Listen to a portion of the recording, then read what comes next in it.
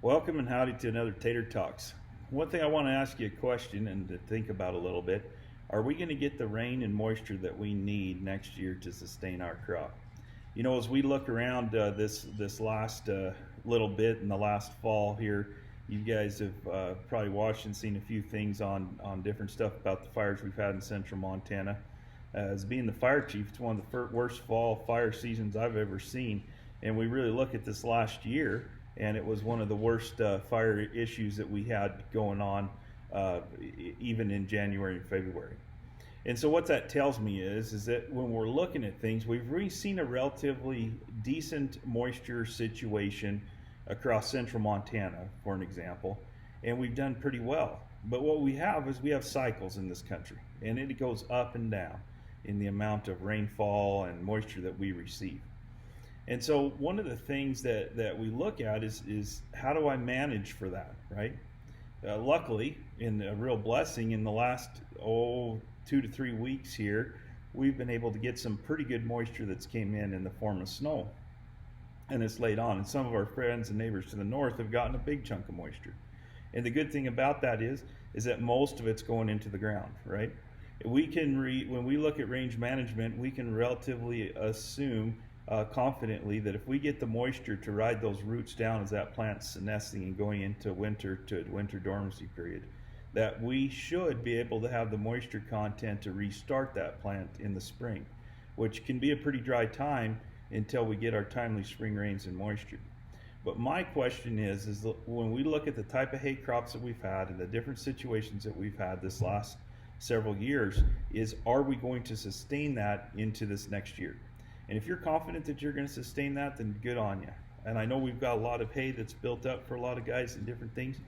But one thing I want you to be thinking about is what do you do if it doesn't? And what's your plan? And I know we bale more hay, we go and lease more ground, but that's not always an option.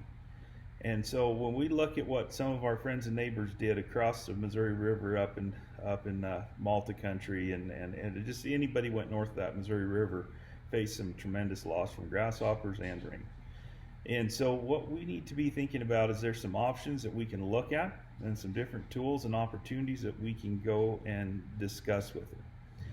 One of the things that's really key is you're going to have a chance to be able to get a hold of me and visit with me about what those options would be. And I want to encourage you to reach out to me. I'm trying to reach out for you. I've been running a lot of programs, but we have the PRF program, Pasture Rangeland Forage. And so it allows us to be able to put rainfall insurance, just rainfall insurance is all it is, covering the pastures, your rangeland, and your forage. And you can do regular grazing or you can do haying. And so those are pretty cost-effective deals, and we have a way of looking at the rate of return on those to see when those pay out and what months are good to choose. And what's really interesting is what months you can choose. You can choose some of the more wintry months that are drier. It really is about where you're going to pick the lowest amount of rainfall. And so when we're looking at those kind of tools, I think that's something that you should be looking at. Monday is the deadline. The 15th is the deadline for putting that in to the RMA, or that insurance in. And so we really are running out of time. I've quoted a lot of people, and a lot of people are questioning, trying to see where they're going to go. Not all grids are equal. Not all grids work the same. If you let me know where you're at, and we can kind of get that lined out, I can tell you what your potential could be on your ground. So as we're looking at that, that's some key things to keep going on. If you're confident we're going to have that rain, then don't worry about it.